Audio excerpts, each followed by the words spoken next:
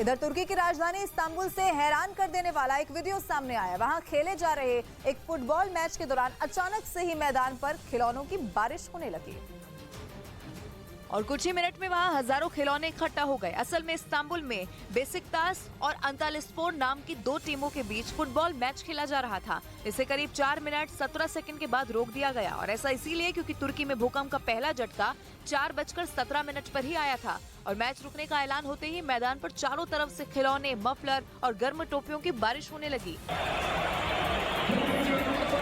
जिनसे देखते ही देखते हरा मैदान रंग बिरंगे खिलौनों से पट सा गया। जिसके बाद दोनों टीमों के खिलाड़ियों ने वहां मौजूद दर्शकों का शुक्रिया अदा किया। हालांकि इन्हें किनारे की तरफ इकट्ठा करने के बाद फुटबॉल मैच एक बार जो शुरू हुआ, जो आखिर में बेनतीजा रहा। जानकारी के मुताबिक ये सामान भूकंप से प्रभावित हुए इलाकों में बांटा जाएगा। हालांकि ये कोई पहला मौका नहीं है। कुछ और जगहों पर भी इसी तरह मैदान पर हर साल खिलौनों की बारिश की जाती है, जिन्हें बाद में बच्चों में बांट दिया जाता है।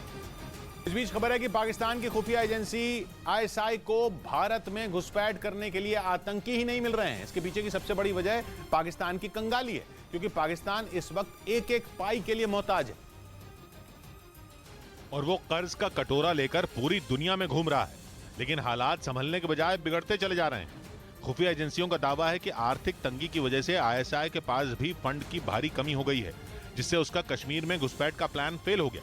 क्योंकि फंड की कमी की वजह से वो आतंकियों को पैसे नहीं दे पा रही। एक रिपोर्ट के मुताबिक पाकिस्तान आतंकियों को कश्मीर में घुसपैठ के लिए 6 लाख रुपए की रकम देता है, लेकिन आर्थिक बदहाली के सबसे बुरे दौर से गुजर रहा पाकिस्तान एक एक पैसे के लिए तरस रहा है और आतंकी बिना पैसे लिए कश्मीर में किसी भी सूरत में दाखिल नहीं होना चाहते। यही नहीं, पाकिस्तान के पास उन लोगों को भी देने के लिए पैसे नहीं बचे हैं जो आतंकियों की घुसपैठ कराने में उनकी मदद करते हैं। क्योंकि आईएसआई सीमा के पास रहने वाले लोगों का इस्तेमाल आतंकियों को लाने ले जाने में करती है, जिसके लिए वो उन्हें पहले 5,000 रुपए देती थी, लेकिन अब उतने पैसे भी घुसपैठ कराने वालों को नहीं मिल रहे हैं। खुफिया एजेंसियों के सूत्रों का दावा है कि ऐसे में उन्होंने आईएसआई का हाथ छोड़कर सैलानियों को घुमाने का काम पकड़ लिया है, जिससे उन्हें ज्यादा कमाई हो रही है। यानी अब आईएसआई को आतंकियों की घुसपैठ में मदद कराने वाले भी नहीं मिल रहे हैं। हालांकि खुफिया एजेंसियों का दावा है कि आईएसआई जेल में बंद कैदियों को कश्मीर में आतंकी बनाकर भेजने की तैयारी कर रही है। इसके लिए वो कैदियों को बाहर निकालने और उन पर लगे सारे क्रिमिनल रिकॉर्ड हटाने का लालच दे रही है।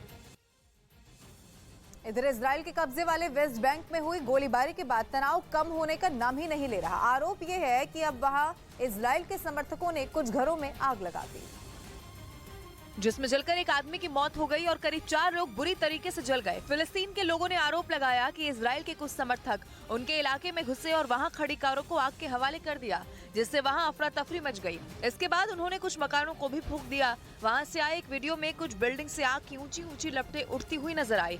आरोप है कि प्रदर्शनकारियों ने वेस्ट बैंक के एक बड़े हिस्से को आग के हवाले कर दिया, जिससे वहां भगदड़ मच गई। हालांकि इस आग को बुझाने के लिए वहां दमकल की कई गाड़ियां भी दिखाई दी, जिन्होंने आग की लपटों में घिरे मकानों पर पानी की बौछार की। हालांकि उनसे निकलने वाले काले धुएं ने काफी देर तक आसमान पर कब्जा जमाए रखा।